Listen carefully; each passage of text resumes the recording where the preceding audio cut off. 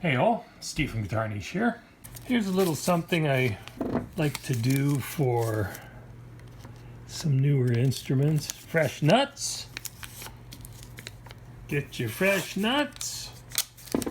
You see, a lot of times when they go in, new that is, if they're mass produced like this particular instrument is, they'll have a sharp edge on that. The simple little thing is, this feels aggravating. You know, you're playing away and stuff like that, and your thumb gets next to that edge of the nut, and yeah, it'll kind of wear in time, but we can help it along very simply by taking off that edge. Okay, now I'm using what's called an auger file to do this. I use it for everything all day. It's just one of those crazy little things. That's enough of that. Now, here's another way to tackle the same problem. You can take a fret file. Yes, a fret file. And go like so, okay? This works really, really super well. And if you get at it enough, by the way, you gotta clean out that junk. You can get like a super nice rounded profile.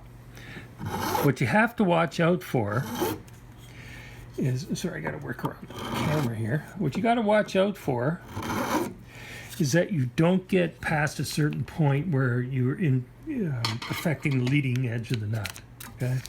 Because that's all bad. It's all bad all day long. But right away, I mean, that feels better. So we want to naturalize or wear in, round over, probably is the best word, the surface of that nut. Right here in the corner. Oh, that feels so much better. That's great. Super duper. And around the edges is so, yeah, see that feels so much better.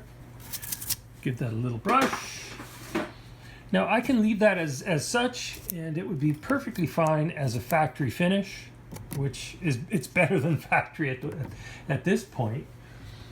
But if we want to put a little icing on that cake, take a little piece of 600 sandpaper here and just smooth that off a little bit, just to make it nicey nice. And there you go. Okay,